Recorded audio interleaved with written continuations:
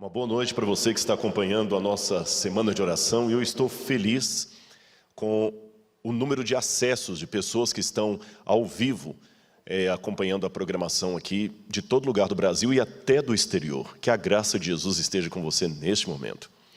Nós hoje à noite vamos falar um pouco sobre o Apocalipse, agora no capítulo 5 e capítulo 6, a respeito dos selos. E eu quero destacar especialmente o quinto selo de Deus, com uma pergunta que vai aparecer agora na sua tela, que é justamente o título da nossa mensagem hoje. Onde estava Deus? Onde estava Deus? O porquê do martírio? Por que Deus permitiu que o povo dele tivesse que ser martirizado? Eu gostaria de convidar você a abrir a sua Bíblia comigo agora e nós vamos ler o texto, que será o texto base do sermão desta noite. Vamos ler Apocalipse. Apocalipse, capítulo 6, versículos 9 em diante. Apocalipse 6, versos 9 em diante. Eu vou ler, eu espero que você acompanhe de sua casa. É muito bom nós termos esse hábito de acompanhar a pregação lendo a Bíblia, seja no smartphone, seja num aplicativo ou em papel para os que são mais tradicionais, mas não fique só escutando.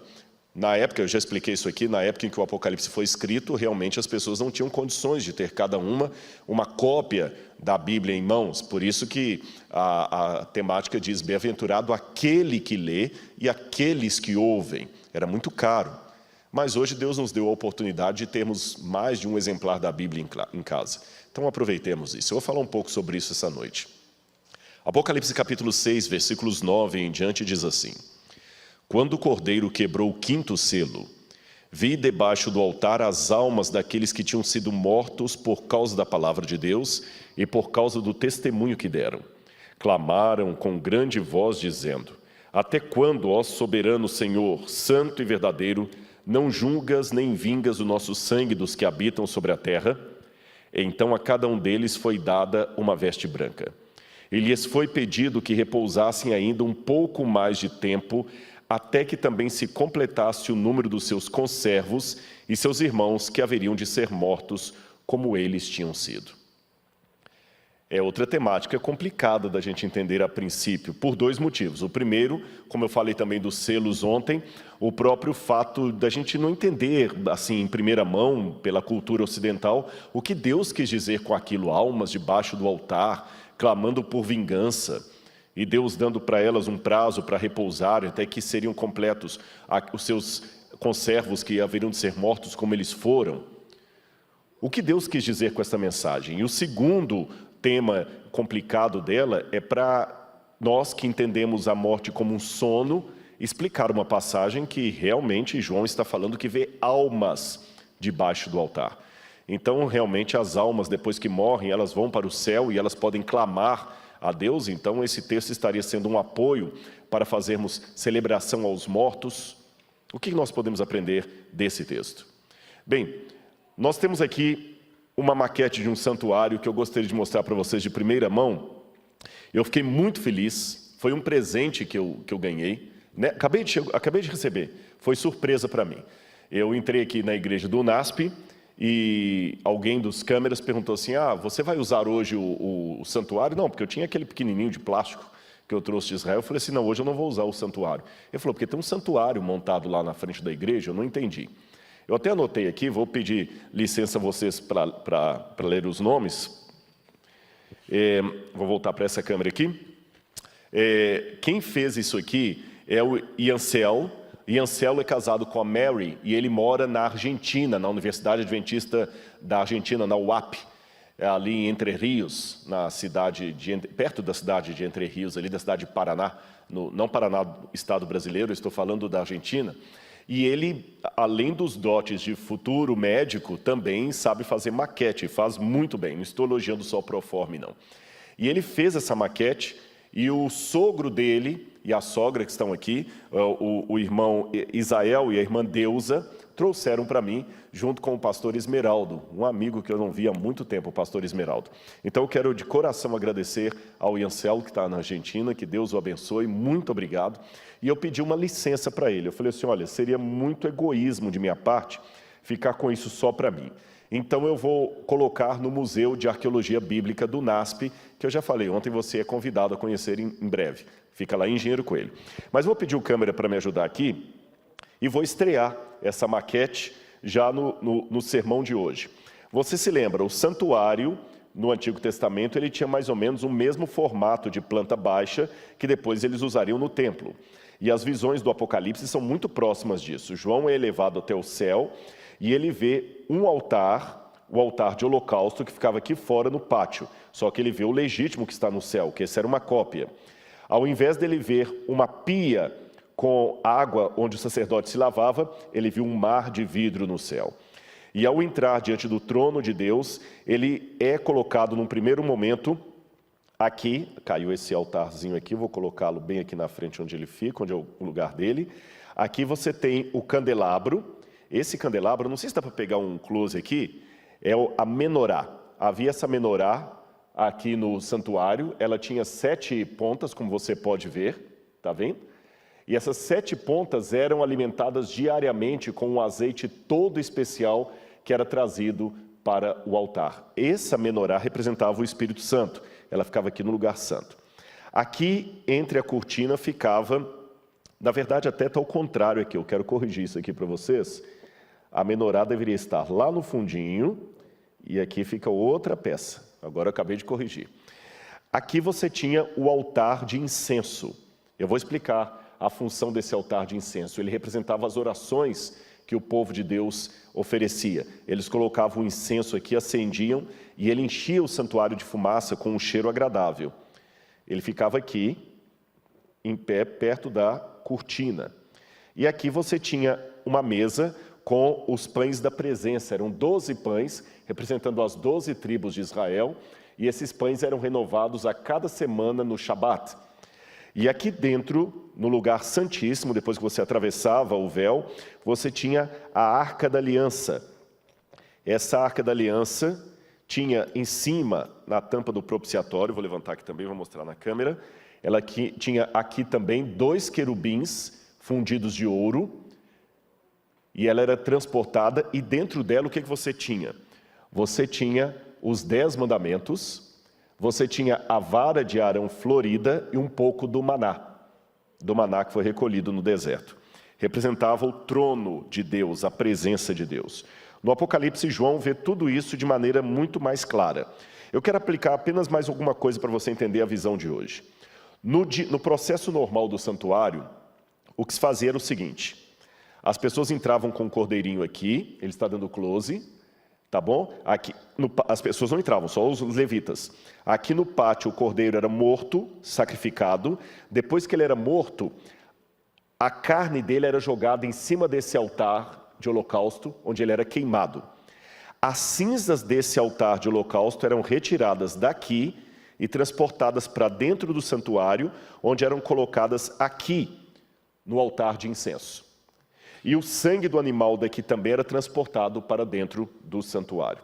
No dia da expiação, esse mesmo fenômeno acontecia, porém indo até o lugar santíssimo. Mais uma coisa importante para você entender. Imagine que todos os dias, o animal sendo sacrificado aqui, e o sangue do animal era aspergido nas pontas. E escorria o sangue do animal para as bases do altar. Guarde agora na sua memória essa informação que eu estou dando. À base do altar escorria o sangue do sacrifício. Prestou atenção? E uma última informação: o primeiro fogo desse altar foi aceso, porque um raio de Deus desceu, queimou o sacrifício, e a brasa desse fogo era transportada e mantida lá dentro para acender o altar de incenso. Ou seja, o altar de incenso era queimado com brasas que vinham daqui, que por sua vez foram acesas pelo próprio fogo de Deus. Nadab e Abiú levaram para dentro do santuário fogo estranho, fogo que não foi tirado daqui, por isso foram fulminados. Muito bem, Agora que você já sabe o procedimento, como é que tudo isso aí funciona, nós estamos prontos para voltar para o texto do Apocalipse e entender melhor algumas partes do que João apresenta ali. Muito obrigado pela participação e espero que tenha ficado didático para você. Muito bem, meus irmãos, vamos voltar então agora para a imagem da Bíblia. E vamos ver então como é que tudo isso aqui se aplica ao texto bíblico, só lembrando que João viu o mesmo ritual do santuário no santuário celestial, que é o verdadeiro, aquele que o livro de Hebreus fala que é o verdadeiro tabernáculo, aquele no qual Cristo entrou. Porque a Bíblia diz que Jesus não entrou em santuário feito por mãos humanas, mas que agora ele comparece diante do santuário verdadeiro que se encontra no céu. E quando Moisés construiu aquele tabernáculo que eu mostrei ali, a ordem de Deus foi: Moisés, faça tudo conforme a planta que eu lhe mostrar. Então Deus mostrou para ele uma planta do santuário celestial, de maneira, é claro, diminuída, para que ele pudesse fazer uma réplica aqui na terra, uma visão terrena. Muito bem, agora eu quero mostrar para vocês algumas questões que nós podemos começar a perguntar. Preste atenção na sua tela que tem uma pergunta que eu gostaria de fazer para você em casa refletir. Por que a perseguição? Por que Deus permite a perseguição dos crentes? É curioso que se você ler na sua casa Mateus capítulo 24, verso 14, ali diz: e será pregado o evangelho do reino a todo mundo em testemunho a todas as nações, então virá o fim. Mas esse texto que fala da pregação do evangelho, ele segue uma descrição de perseguição. A linguagem sacrificial sugere que os cristãos jamais proclamarão o evangelho a todo mundo enquanto não se tornarem radicais o bastante para morrer por amor a Cristo. O que essa passagem quer dizer? Quando a gente pergunta assim, é uma pergunta que eu mesmo já me fiz. Por que Deus tem que permitir o sofrimento do seu povo? Por que Deus tem que permitir que o povo sofra? E eu comecei a lutar com o Espírito, e quando a gente luta com o Espírito, é bom você ir à Bíblia, porque as respostas estarão ali. E comecei a perceber essas coisas, como eu acabei de colocar aqui. Eu nunca tinha parado para notar que Mateus 24, 14, será pregado o Evangelho do Reino, é colocado após uma descrição de: vocês serão atormentados, levarão vocês às prisões, vocês serão odiados do mundo, não tenham medo naquele dia. De alguma forma, eu percebi a partir desse link que Deus não é um sádico. Ele não gosta do sofrimento, principalmente o sofrimento dos seus filhos, mas parece que Deus percebe que sem uma perseguição não haverá reavivamento. Eu sei que é um pouco forte o que eu estou dizendo, mas se não houver perseguição, não haverá reavivamento. Eu vou ilustrar isso de maneira melhor para você entender. Olha aí o que eu vou mostrar para você em casa. Essa aqui é uma frase, um pensamento que eu tirei de um cantor gospel americano chamado John Fisher. E ele fez uma pergunta uma vez: quem é fiel? E olha o que ele colocou. Coloque uma arma na cabeça dos 60 milhões de cidadãos americanos que se dizem cristãos, segundo o Instituto Gallup. Então diga-os para escolherem entre viver e renunciar a Cristo. Depois de escolherem, aí conte de novo. E talvez você, como Gideão, terá o seu exército. Embora, na verdade, não precisemos tanto. Basta apenas confiscar a sua TV e você terá o mesmo resultado.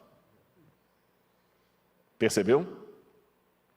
Talvez eu mudaria até um pouquinho a frase, porque o John Fisher falou isso já há algum tempo atrás, na época que a televisão que era o problema. Talvez eu diria hoje você não precisa mais ameaçar os cristãos de tirar-lhes a vida para que neguem a Cristo. Basta ameaçar tirar-lhes o celular.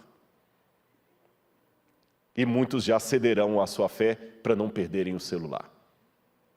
Conta-se uma dessas ilustrações de sermão que uma vez, numa das igrejas da África, estavam todos reunidos ali e estava uma ameaça de uma guerra civil. E quando estavam todos reunidos para o culto, começaram a cantar. Quando entraram na igreja, uns 6 ou 7 homens encapuzados e encapuzados ou encapuçados? Agora deu dúvida. Encapuzados, com Z. É bom corrigir, né? Não sei para quem está aí, deve ter professor de português assistindo. Mas entraram aqueles homens com o capuz, fica melhor assim, E todo mundo assustou com aqueles homens entrando com metralhadora e falaram assim: olha, para esse culto agora. Nós não queremos saber de cristãos aqui não. Quem quiser viver, abaixe e vá embora agora renunciando a Jesus. Porque quem ficar por Jesus nós vamos matar. Rápido! Aí na mesma hora, uns 50% ou 60% da igreja começaram a abaixar e... Quando aqueles abaixaram e saíram, os outros ficaram em pé esperando os tiros. Aí os homens tiraram o capuz e falaram: pastor, pode tocar o culto, porque já limpamos a escória. Eu sei que é só uma anedota dessas de ilustrações para sermão, eu não sei se isso aconteceu, mas eu fico cá pensando com os meus botões, será que isso não vai acontecer? Depois de amanhã, eu vou pregar sobre o tempo de angústia, que talvez vai ser o sermão mais dramático de toda essa série. O sermão de sexta-feira, sobre o tempo de angústia. Eu só vou antecipar uma coisa para você.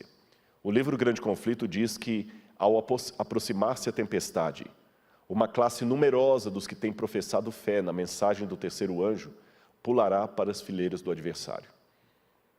Eles viram as coisas quase sob a mesma luz, mas estavam tão acostumados com o comodismo que, em vindo a tribulação, pularam para as fileiras do adversário. Vocês estão percebendo onde eu quero chegar? Repito, para que fique bem claro na sua mente e gravado de maneira indelével. Deus não é nenhum sádico. Contudo, Ele sabe que se não houver provação, sofrimento, perseguição, não haverá o reavivamento da igreja. Eu, de um tempo para cá, fiquei convicto disso. Fiquei convicto disso. Como diz o ditado, provação vai, provação vem, para que se saiba quem é quem. Eu quero mostrar mais uma coisa para você. Preste atenção nesse quadro. É um pouco irônico, mas ilustra o que eu quero dizer. Se eu disse que Deus não é sádico, também não sou masoquista.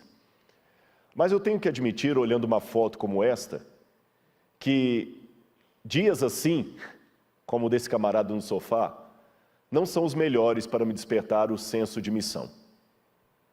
Não sou contra o futebol, não sou contra o riso, pelo contrário. Quem foi meu aluno já deve ter me ouvido falando em sala de aula que se um homem não sabe rir de uma boa piada, desconfie da religião dele. Eu gosto do entretenimento, eu gosto do lazer, eu gosto da agradabilidade, da recreação, do momento do ócio. Há momentos que a vida pede o ócio, que a vida pede um acordar até mais tarde. Eu não sou um fanático, mas eu reconheço que não é no dia da comemoração do campeonato de futebol que eu estaria ansiando a volta de Jesus. É quando eu recebo uma notícia que estou com câncer. Missionários, principalmente aqueles que estão na janela 1040, não têm muito tempo para certas picuinhas tão comuns aqui no Ocidente. Eu quero contar para vocês rapidamente a minha experiência na África. Eu não sou um missionário. Quando eu digo eu não sou missionário, eu quero esclarecer para você. O livro Serviço Cristão diz que todo verdadeiro filho de Deus nasce no reino como missionário. Em termos de membresia da igreja, esse é um espanholismo, um galicismo que eu vou tomar licença para usar aqui, membresia, eu sei que não tem essa palavra em português, mas em termos de membership da comunidade, eu me sinto um missionário, um evangelista, porque eu prego, eu dou estudo bíblico, eu procuro anunciar a volta de Jesus. Então, nesse sentido, como membro da igreja, eu sou um missionário e sou um evangelista. Porém, na teologia, você tem as áreas de especialização. Tem a teologia sistemática, que é aquela que sistematiza mais as doutrinas, tem a teologia bíblica, que é a área que eu me especializei, tem a teologia histórica e tem a teologia aplicada. A teologia aplicada é aquela que lida com o crescimento de igreja, a administração eclesiástica. Eu estava falando isso com o pastor Gilson. Eu falei assim, olha, meu amigo, eu fui distrital pouquíssimo tempo. Para quem não é adventista, eu vou explicar o que é distrital. É como se fosse o pároco. O padre que cuida da paróquia, ele é o pároco. Tá certo? Então, o pastor adventista, ele tem uma paróquia também. Pode ser uma igreja grande, como essa do NASP, que deve ter uns 3.000 membros. Pode ser uma série de igrejas pequenas no interior. Ele é chamado de distrital, porque as igrejas dele formam o seu distrito. Então, eu fui distrital pouco tempo. Eu hoje, se eu tivesse que voltar a cuidar de uma igreja, eu teria que reaprender muita coisa de homilética, arte de pregar, de administração eclesiástica, etc. E existe uma área dentro da teologia aplicada, que é a área de missiologia, tem até mestrado e doutorado em missiologia, onde o sujeito aprende técnicas de evangelismo, de crescimento de igreja. Nesse sentido, eu digo que eu não sou missionário nem evangelista, tá certo? Mas como leigo na área, já fiz meus evangelismos, já fiz evangelismo em Moçambique, já fiz meu evangelismo em Angola, já batizaram centenas de pessoas em Angola, em Moçambique, no Sudão. No Sudão foi um evangelismo meio por acidente. Mas eu quero contar uma história de Moçambique. Eu fui pregar ali e era interessante que aqueles irmãos não tinham conforto praticamente nenhum. Era a cidade, eu sei que há pessoas de Moçambique que provavelmente estejam assistindo a gente, talvez não agora, mas a reprise, por causa do fuso horário, lá vai estar muito tarde. Mas os irmãos moçambicanos, para saber onde eu fiz evangelismo, foi na cidade de Quelimane. Nós fomos de Maputo para Quelimane, atravessando o rio Zambeze, e nós batizamos ali quase 500 pessoas, num lago que tinha sanguessuga e cobra. Mas a parte que mais me chamava a atenção, irmãos, era que eu pregava, poucas pessoas tinham Bíblia na mão. E cabia num espaço assim, que você contava um espaço para 300 pessoas, tinha 500, 600. E um ânimo, e eles ficavam, e a gente ficava e pregava. Eu lembro de um dia que eu estava pregando e todo mundo ficou assustado, porque tinha um feiticeiro que foi até a porta e começou a jogar feitiço em mim. Outro dia apareceu um animal morto lá de feitiço, e os irmãos tinham muito medo disso. E eles lidam com o diabo direto. Direto. Mas no dia do batismo, foi uma coisa tão linda. A gente foi fazer o batismo, e eu pregava num lugar que até a energia vinha do vizinho, era uma coisa muito simplória. Eu nunca preguei no Brasil, no lugar mais pobre do Brasil, que foi... O lugar mais pobre que eu preguei no Brasil tinha mais condições do que ali. Mas o ânimo daqueles irmãos na hora de cantar. E eles andando assim, cantando, a gente andou para o lugar do batismo mais ou menos uns 3 ou 4 quilômetros. Alguns de pé no chão, mas uma alegria. Eu tenho esse filme guardado em algum lugar que eu gravei, na época com uma dessas maquininhas de filmar mesmo. E uma mulher com uma trouxinha aqui atrás. Eu falei assim, ela falou, pastor, manda um abraço pessoal do Brasil, e cada um falando num dialeto diferente, porque embora a língua oficial seja o português, eles têm muitos dialetos. Tem o manhaua, tem outros que eles falam lá. Aí eu falei, irmã, e o que a senhora quer mandar para o Brasil? Pede o Brasil para mandar para a gente Inário, livro do Espírito e Profecia, e Bíblia, a gente precisa. Só não tem Inário? Não tenho. É isso que eu falo, até eu voltei para o Brasil. Lembra que eu falei ontem que teólogo aprende com os irmãos leigos e até com criança? Eu tive uma aula, eu fui ali como evangelista junto com os teologandos. Mas quem teve aula fui eu. Sabe por quê, irmãos? No dia que eu fiz aquele batismo, a primeira coisa que chamou atenção, a alegria deles. Eles cantavam. E na hora de batizarmos, o pastor perguntou assim, o pastor não trouxe lenço? Eu falei assim, não, por quê? Não, tem que ter um lenço para batizar. Eu não entendi. Aí alguém tirou um lenço de um desbravador lá e me deu. É porque lá, pastores, eles batizam, e depois que batizam, você com o lenço tem que enxugar o rosto da pessoa, como um gesto de carinho. É o mesmo lenço para todo mundo, eu sei que você está perguntando isso.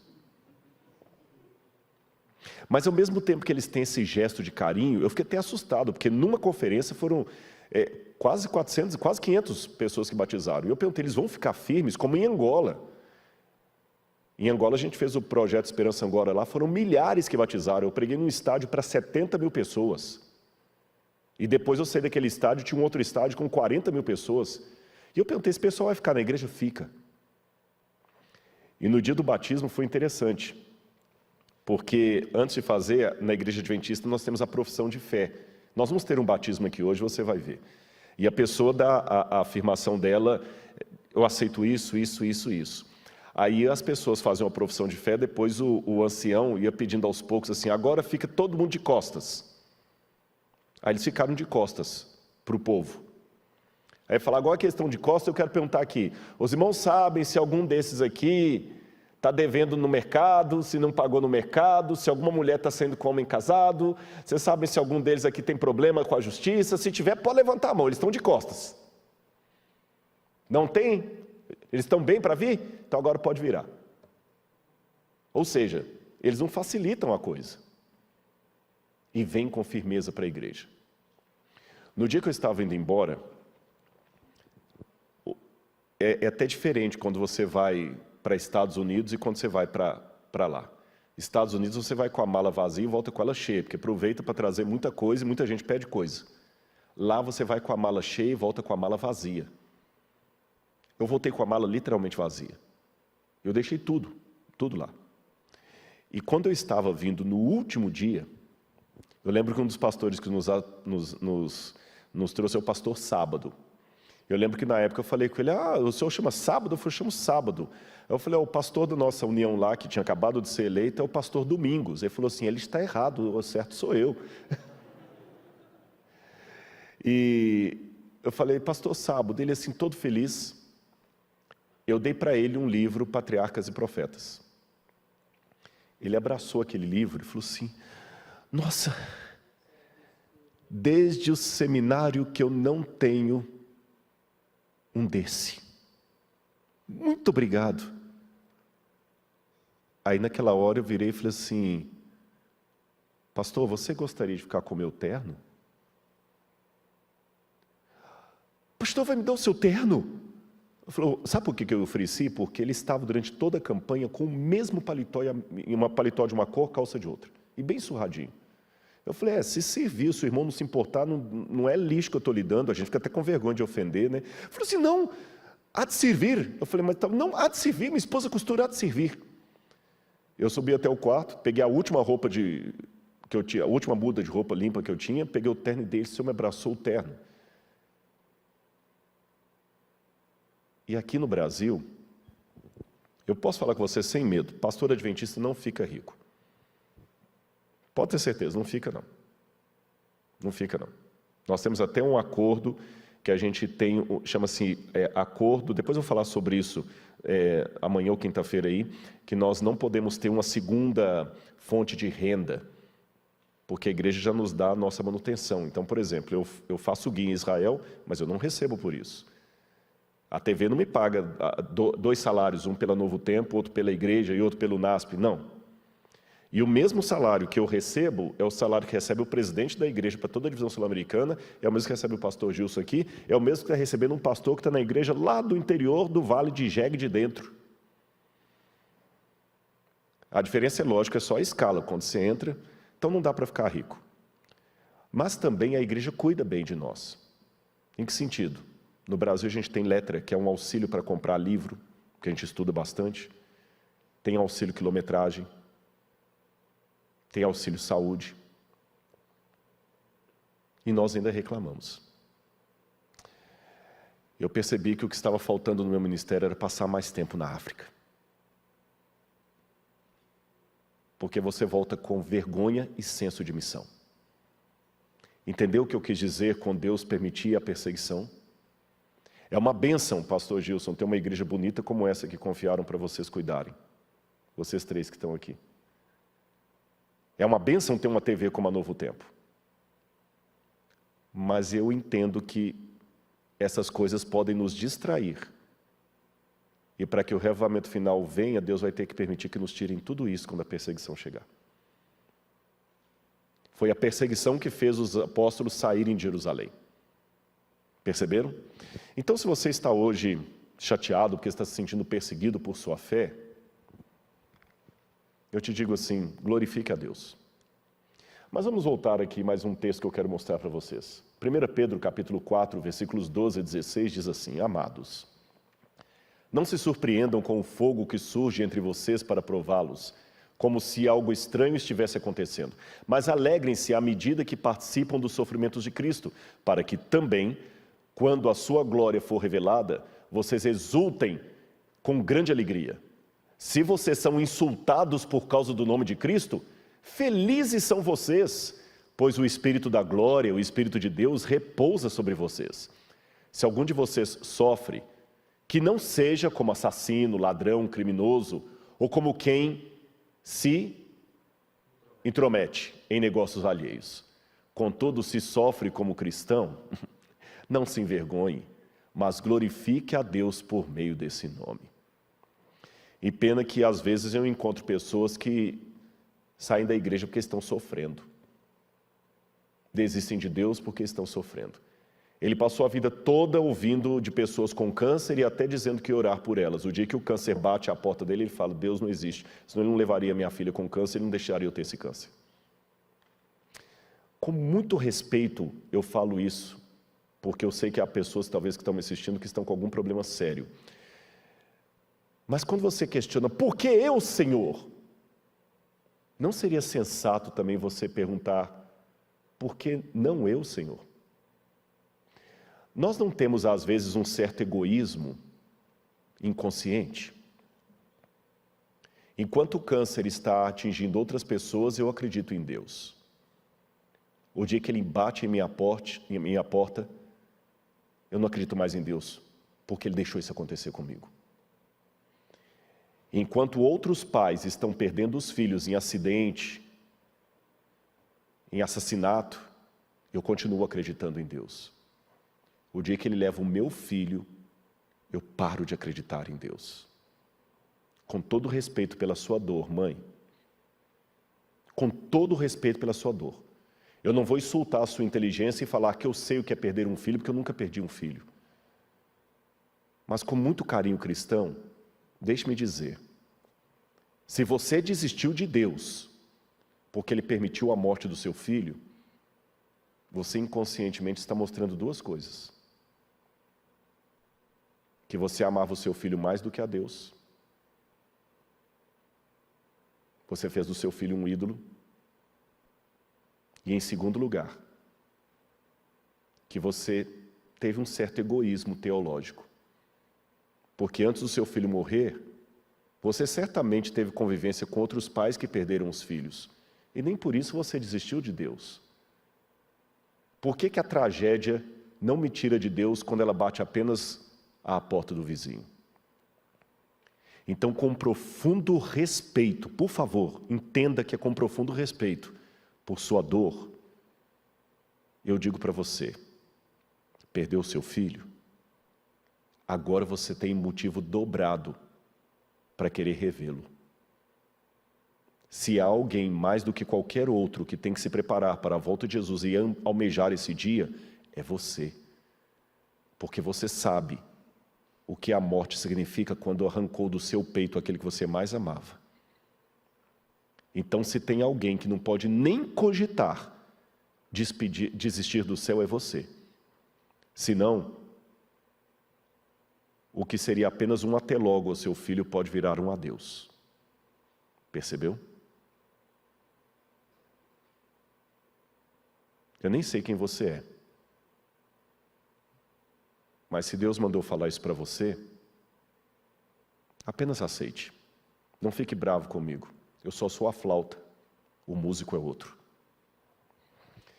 Eu quero mostrar mais um texto para vocês aqui, mais uma reflexão.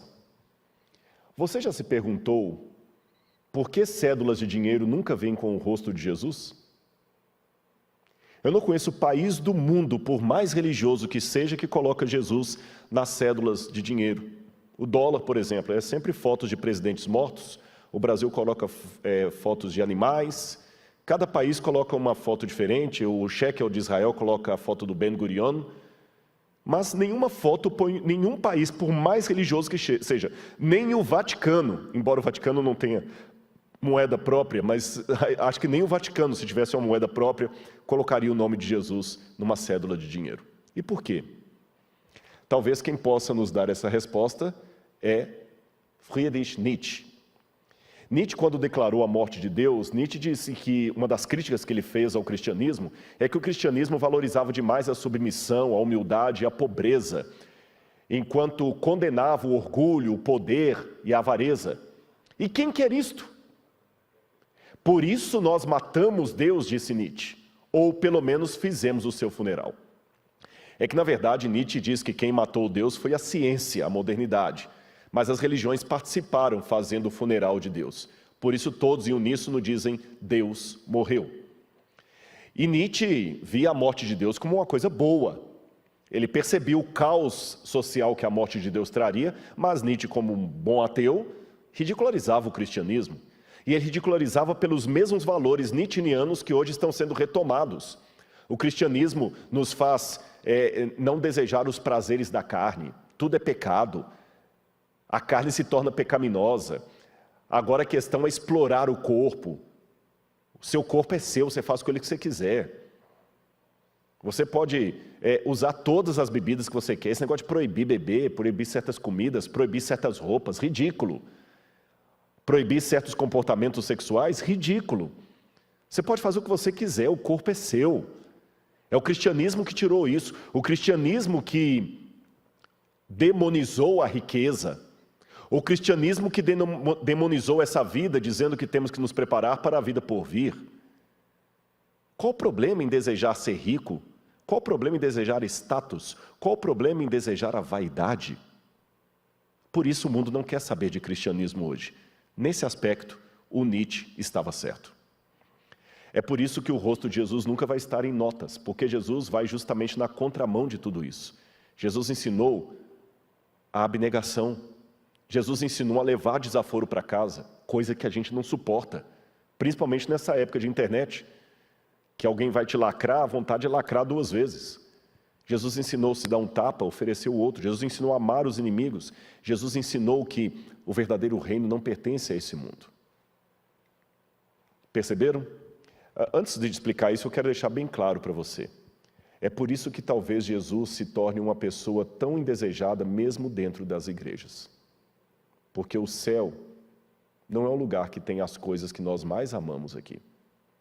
Agora, mudando um pouquinho de saco para mala, como se diz, o que quer dizer o texto quando fala de almas debaixo do altar? Você se lembra da maquete que eu mostrei? Não precisa ter a câmera do close não, mas se pelo menos aquela ali conseguir pegar, a última aqui, se você lembrar bem a maquete que eu mostrei aqui, ok? Só baixar um pouquinho aqui, eu não sei se dá para você pegar aqui. Isso. Aqui na frente, ele está conseguindo pegar, aqui ficava o altar de holocausto. Foi nesse altar, evidentemente na versão celestial, que João viu debaixo do altar as almas gritando. Ou seja, eu vou levantar o altar aqui, olha, tá bem? Foi debaixo desse altar que João viu as almas gritando, até quando, ó Santo, Senhor, soberano, não julgas nem vingas o nosso sangue dos que habitam sobre a terra. Agora veja em sua casa essa imagem aí que nós vamos explicar o porquê que são as almas dos mortos. Preste atenção nesses textos da Bíblia. Pode colocar lá na tela. Em primeiro lugar, devemos deixar claro que a Bíblia não é incoerente. E a Bíblia proíbe toda e qualquer forma de necromancia. O que é necromancia? Consulta aos mortos. Eu vou ler 2 ou 3 versículos para vocês. Aqui no texto de Deuteronômio, capítulo 18, versos 19 a 21, Deus disse assim: quando entrares na terra que o Senhor teu Deus te der, não aprenderás a fazer conforme as abominações daqueles povos. Não se achará entre ti nem feiticeiro, nem encantador, nem necromante, isto é, quem consulte os mortos, nem mágico, nem quem consulte os mortos. Pois todo aquele que faz tal coisa é abominação ao Senhor. De novo, em Levíticos 19, 31, diz: não vos voltareis para os que consultavam os mortos, os espíritos dos mortos, nem os que adivinham o futuro, porque eles vos contaminaram. Eu sou Yahweh. E por fim, Isaías 8, 19 a 20, quando vos disserem, ide consultar algum médium que fale com os espíritos, adivinho, ou quem saiba murmurar encantamentos, respondereis: o que se deve fazer é consultar a lei e os ensinamentos. Se não falarem de acordo com esta palavra, certamente jamais poderão ver a luz. Ora, a Bíblia não é incoerente. Se a Bíblia fala que não é para consultar os mortos, não é para ter relação com eles, por que João iria ter relação com os mortos? E a Bíblia fala que a morte é um sono. Mas vamos continuar para ver se a gente desvenda essa aparente contradição bíblica. O que significa sangue na Bíblia? Se você ler várias passagens em hebraico, você vai ver que a palavra sangue ela aparece como sinônimo de alma e vida. Por exemplo, quando diz lá em Levíticos 17, 21, a vida da carne está no sangue, literalmente está dizendo a alma da carne está no sangue, a nefesh em hebraico. Também no versículo 14 diz, é a vida de toda a carne, lá está, é a alma de toda a carne. O sangue do mesmo é como a vida dele, mesmo os animais é dito. Ou seja, ele fala, a alma dos animais é a mesma do ser humano. A alma de toda a carne é o seu sangue, o sangue é a vida. Outra crença hebraica era de que apenas o sangue fosse coberto com terra, haveria silêncio. Você pode ver isso em Jó, capítulo 16, verso 18. Ó terra, não cubra o meu sangue e não deixe o meu clamor ter lugar de descanso.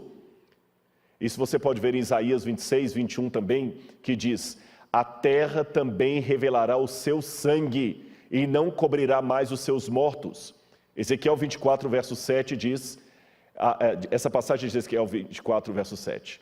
A esta suposição antiga há uma alusão em Hebreus capítulo 12, verso 14, que diz, o sangue da aspersão que fala melhor que o de Abel.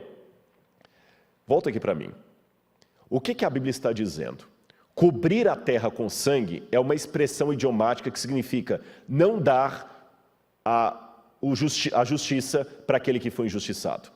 Se você se lembra, num dos dias que eu falei sobre o juízo, eu falei que o juízo na perspectiva divina, eu falei isso na vigília, não é algo a ser evitado, é algo que nós almejamos, porque o dia do juízo é o dia em que Deus vai me recompensar de tudo aquilo que eu sofri. E uma pessoa que foi morta covardemente, pela expressão idiomática, se o seu sangue for coberto pela terra, a sua vida, a sua nefesh, a sua alma, não terá justiça. Então, por isso o pedido, Senhor, não cubra o meu sangue com terra. Se você ler no Antigo Testamento, quando Caim mata Abel, Deus chega para Caim e fala assim, o sangue de Abel clama da terra até mim. Percebeu? Então, nós já aprendemos aqui algumas coisas. Que nefesh, alma, significa apenas vida, e não uma entidade extracorpórea. A alma não é aquele fantasminha que sai do seu corpo. Alma na Bíblia é vida. E sangue é sinônimo de vida na Bíblia, sinônimo de alma. E a expressão idiomática, o sangue que clama da terra, significa pedido de justiça. Raciocine comigo, mesmo que você acredite em imortalidade da alma, quando Deus falou com Caim, o sangue de Abel clama da terra a mim, você acredita que isso é literal ou simbólico? Sangue clama? Sangue tem boca? Sangue tem cordas vocais? De jeito nenhum. Isso é chamado em gramática de prosopopeia. O que é prosopopeia? Prosopopeia é quando você pega elementos inanimados e confere vida a eles. Por exemplo, quando eu digo assim, o próprio Roberto Carlos, quando cantava, meu cachorro me sorriu latindo, isso é uma prosopopeia. Cachorro não sorri. É quando você pega a fala ou qualquer coisa que é de alguém e atribui a um ser inanimado ou até um animal também. Pode ser até um ser animado, mas um animal. Quando você fala o seguinte, as aves todos os dias me dão um bom dia antes de trabalhar. A ave não dá bom dia para ninguém. Isso é uma forma de expressão. Ou quando você fala assim, a pilha de roupa na máquina ficava todo dia me chamando. Vem me lavar, vem me lavar. Pilha de roupa não fala. Isso é uma prosopopeia, muito comum na língua portuguesa.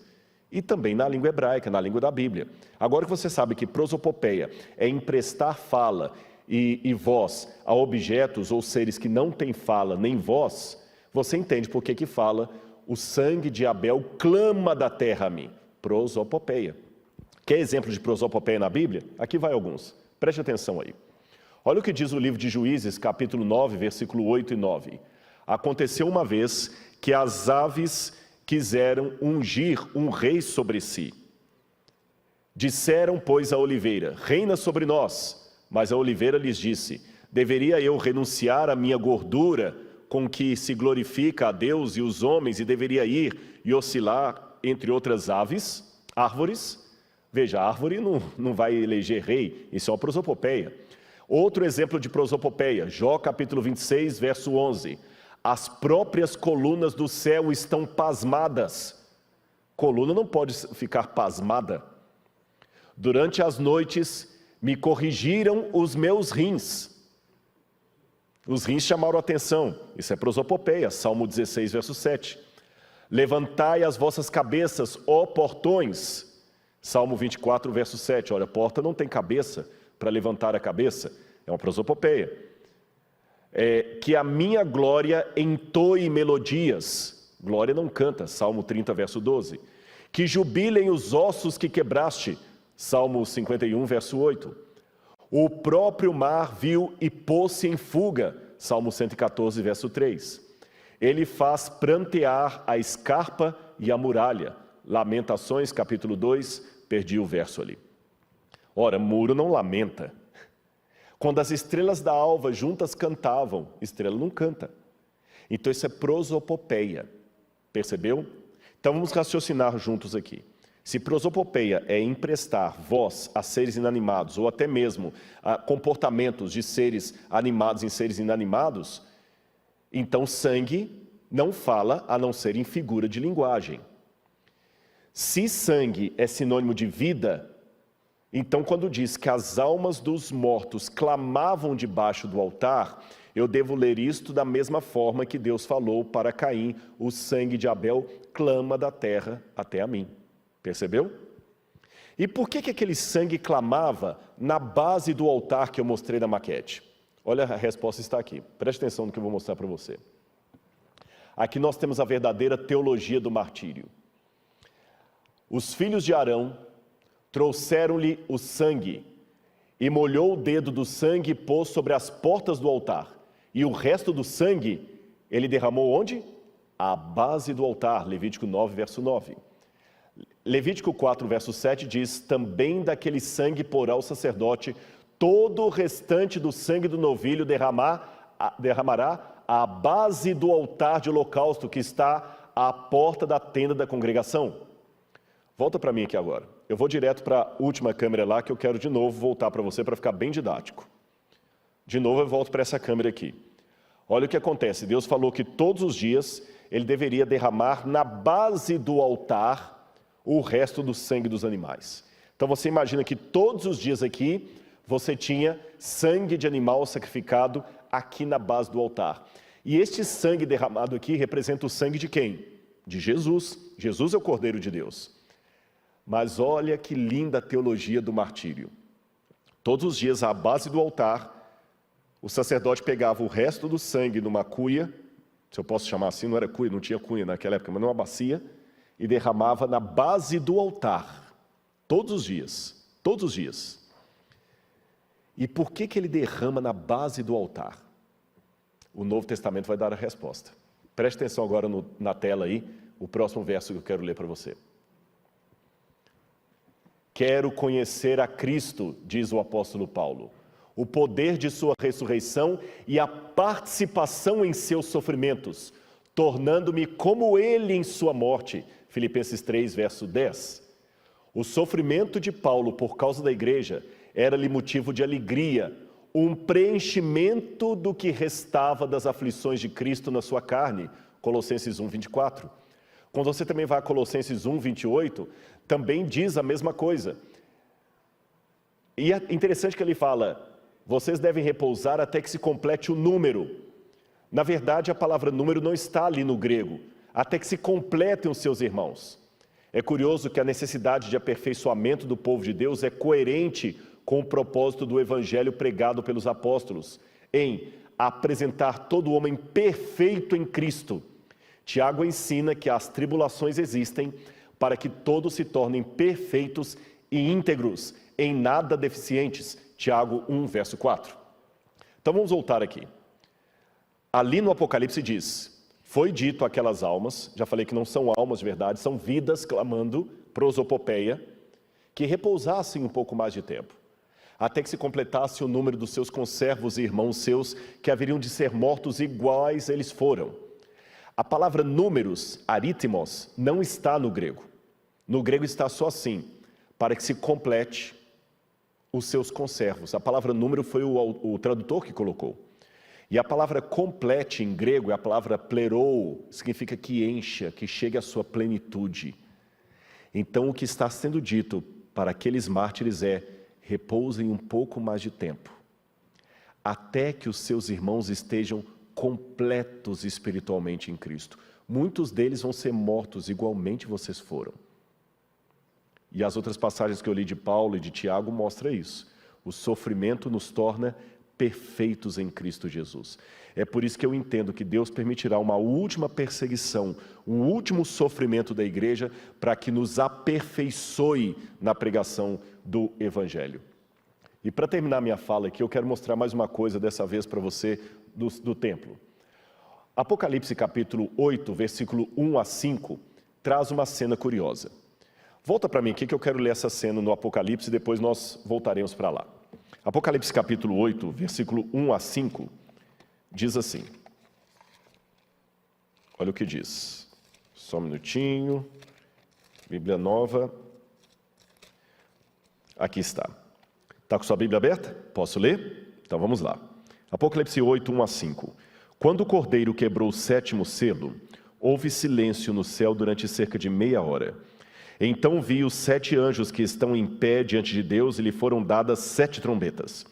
Veio outro anjo e ficou em pé junto ao altar, com um incensário de ouro, e foi-lhe dado muito incenso para oferecê-lo com as orações de todos os santos sobre o altar de ouro que está diante do trono. E da mão do anjo subiu à presença de Deus a fumaça do incenso com as orações dos santos. Então o anjo pegou o incensário, encheu do fogo do altar e o atirou à terra. E houve trovões, vozes, relâmpagos e terremoto. Preste atenção nesse detalhe aqui. A primeira coisa que me chamou a atenção é que no original grego, eu sempre procuro ler a Bíblia e ter o original grego do lado, porque às vezes na tradução se perde alguma coisa. Diz que o anjo veio, e aqui na minha tradução diz, o anjo veio e ficou em pé junto ao altar. Mas no original grego está que o anjo ficou epi. Epi significa sobre o altar. Por que o anjo ficou sobre o altar? Eu fiquei me perguntando, por que o anjo ficou sobre o altar? Lembra o altar que eu mostrei para vocês da maquete? Talvez a resposta esteja no santuário do segundo templo. Olha lá, no segundo templo, no templo de Salomão e no templo que João conheceu, o altar de holocausto era muito alto. Ele não era tão baixo como o antigo. E havia uma escada para ir até o topo. Então aí eu entendo que o anjo estava sobre o altar, porque na época de João, estão vendo pequenininho o sacerdote em cima do altar? Para jogar a carne do animal sobre o altar, o sacerdote tinha que literalmente subir sobre o altar. E é ali que ele jogava o sacrifício. E é na base daquele altar que as almas estavam clamando. Então, o anjo, que aqui é Cristo, pega as cinzas daquele altar, as brasas daquele altar, para oferecer lá no altar de incenso que estava dentro do santuário, que são as orações dos santos. E ele pega aquele altar, aquele incensário, e joga na terra. E quando ele joga na terra, há terremotos, trovões e tudo mais. Sabe o que significa essa passagem? Deus estará atendendo a oração dos mártires.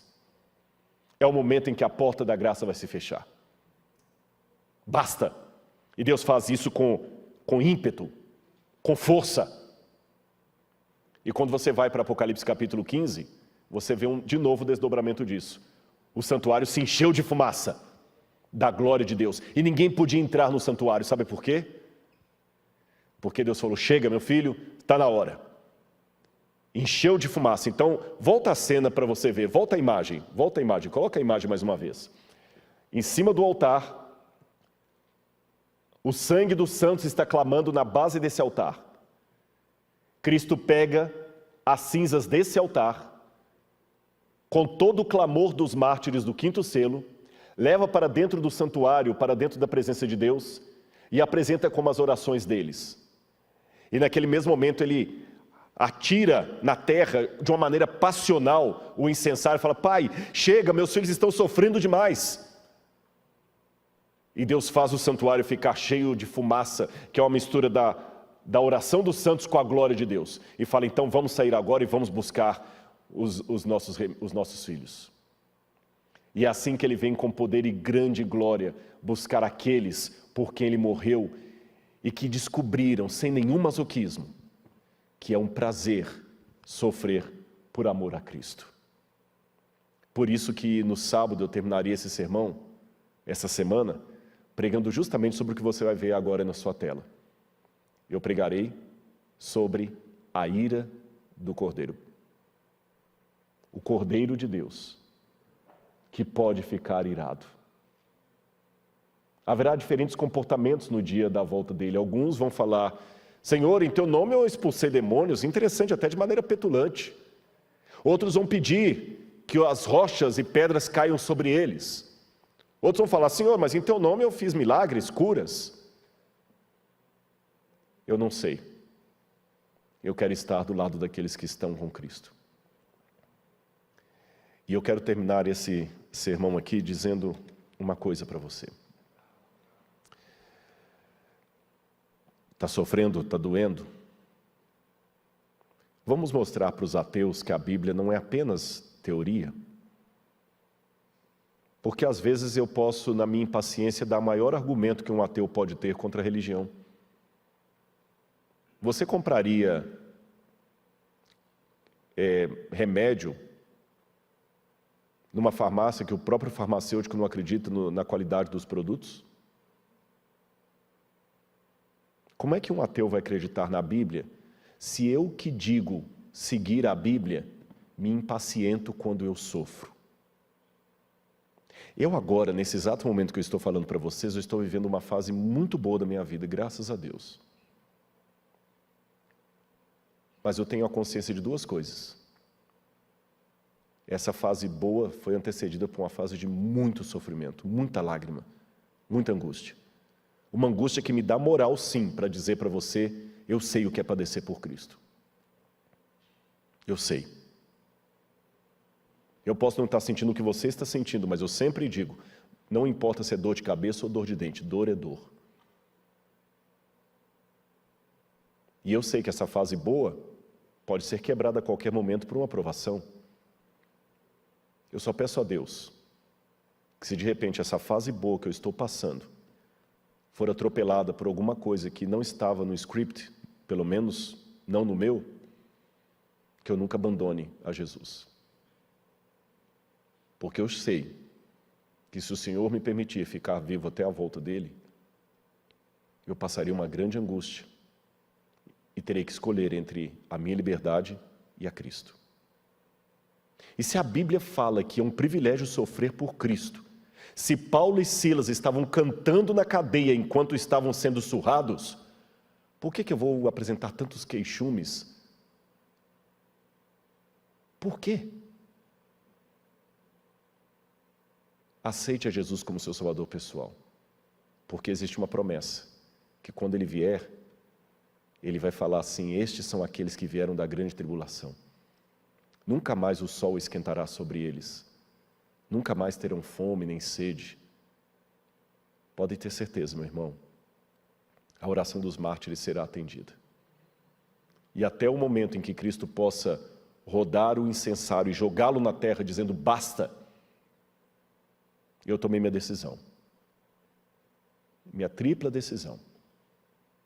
Todos os dias, eu corro de novo para o pé da cruz, choro pelos meus pecados. Todos os dias, eu aceito a Jesus como meu Salvador pessoal. E todos os dias eu conclamo pessoas como você a aceitarem a Jesus. E nós vamos ter nesse momento uma cerimônia especial.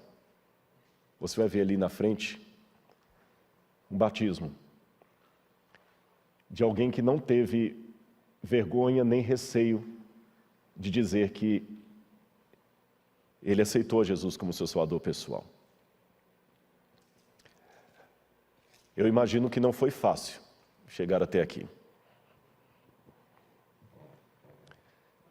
Mas, sabe por que eu estou vindo aqui à frente? Eu estou representando todos aqueles que talvez precisam tomar uma decisão Abre só um pouquinho a câmera para ver isso. Aqueles que estão precisando tomar uma decisão ainda não tomaram. Se eu estivesse numa situação normal da igreja aqui, eu estaria convidando você para vir aqui à frente para orar com você. Mas já que eu não posso fazer isto, eu vou inventar, vou fazer virtualmente. Eu vim aqui para frente, de mão dada, para representar você. Eu estou ouvindo como se fosse você atendendo esse apelo. Não vai ser fácil a sua vida.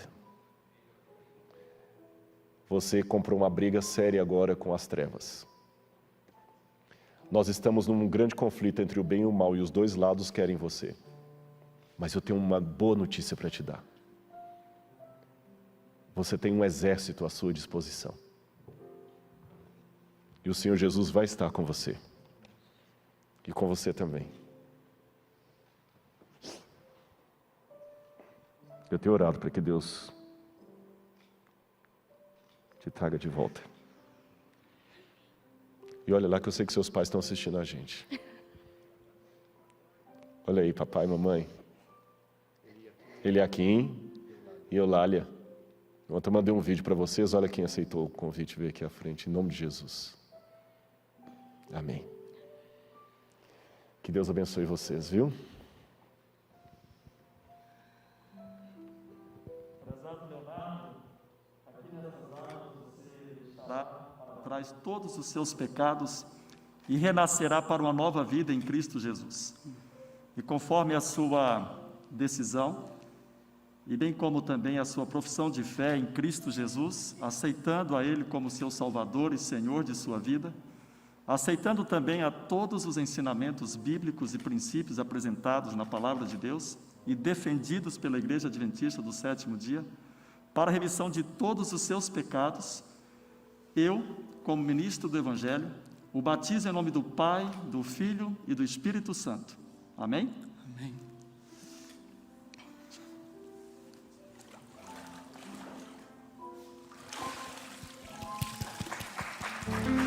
Eu quero falar uma coisa para o Leonardo antes de ele ir, que eu ia falar antes e acabei esquecendo. Leonardo, na Bíblia, e eu sei que você assiste muito Evidências, você gosta dos vídeos.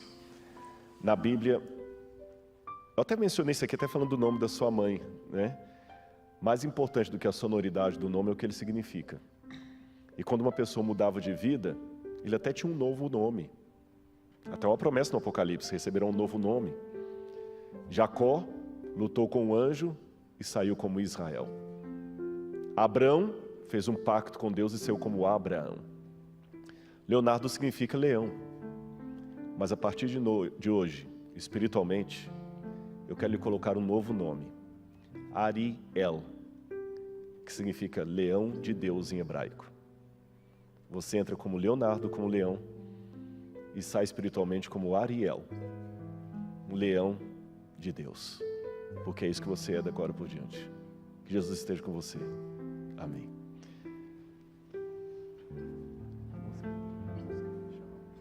Nós vamos ter uma música especial agora. E você que está em casa, antes de eu fazer a oração final, e Deus ainda deu uma preciosa alma que veio aqui à frente. Como Deus é bom, né? Deus é maravilhoso e surpreende a gente todos os dias. E Ele vai nos surpreender ainda mais quando nós encontrarmos todas essas pessoas no céu. E eu quero encontrar você lá, pelos méritos do Cordeiro. Preste atenção nessa música e que o Espírito Santo toque em seu coração.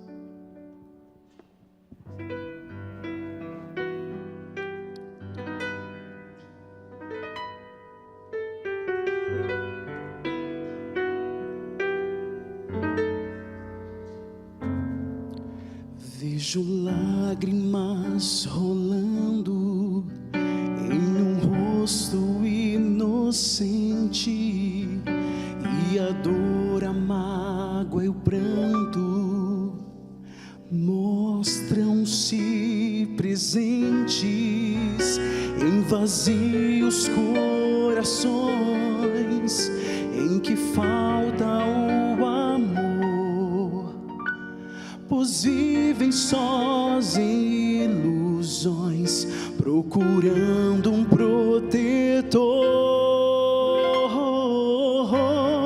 falta só o amor que Cristo pode dar. Venha e se entregue agora, Ele lhe protegerá. Falta só o amor, a luz e o perdão. Venha a Cristo, Ele vai preencher o vazio do seu coração.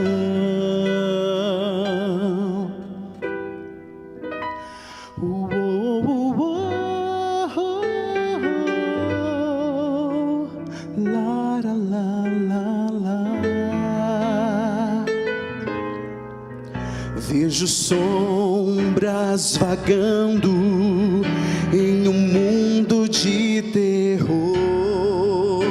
São sombras refletidas de almas sem valor, pois nada somos nós sem a graça de Jesus, que pagou nossos pecados, morrendo lá na cruz.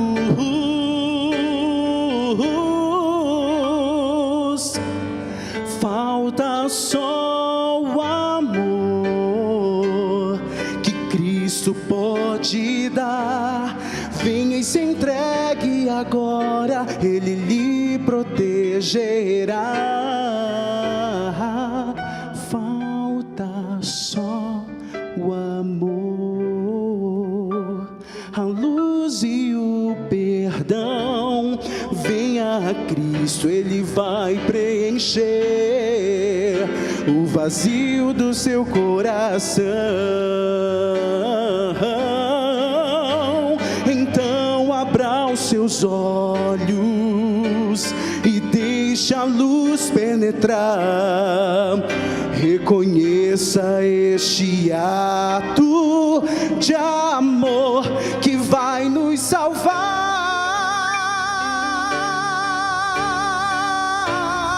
Falta só o amor que Cristo pode dar. Venha e se entregue agora, Ele lhe protegerá. Falta só o amor, a luz e o perdão. Venha a Cristo, Ele vai preencher o vazio do seu coração.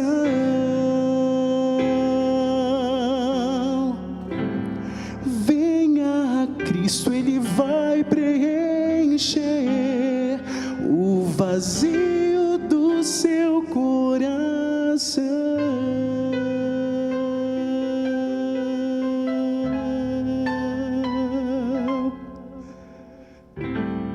Venha a Cristo, Ele vai preencher o vazio do seu coração.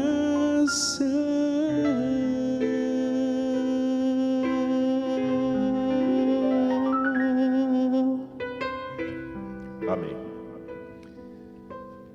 Deus seja louvado pelo seu talento e que Ele sempre use você como tem usado até agora. A emoção, às vezes, a gente até esquece de alguns detalhes, e eu queria só fazer um recadinho, que eu esqueci de falar disso. O QR Code que está aparecendo ali, não se importe com esse Primavera Batismo, isso aí é porque eles aproveitaram a mesma arte, mas eu quero chamar a atenção do QR Code.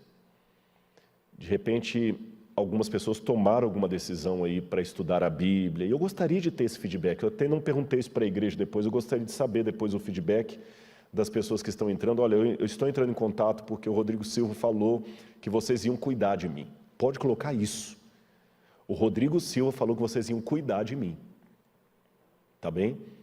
Peça um estudo da Bíblia. Se você está precisando tomar uma decisão, olha que decisão linda que a gente tomou hoje à noite aqui. Coloque o seu celular aí e coloque o seu nome lá, você não vai se arrepender, ninguém vai ser inoportuno, vai pegar os seus dados e fazer coisas escusas, fique tranquilo. Mas eu que pedi para colocar esse QR Code. Por isso que eles estão aproveitando a mesma arte do batismo em primavera, porque isso não estava combinado com a igreja. Eu que vi um dia e pedi para colocar.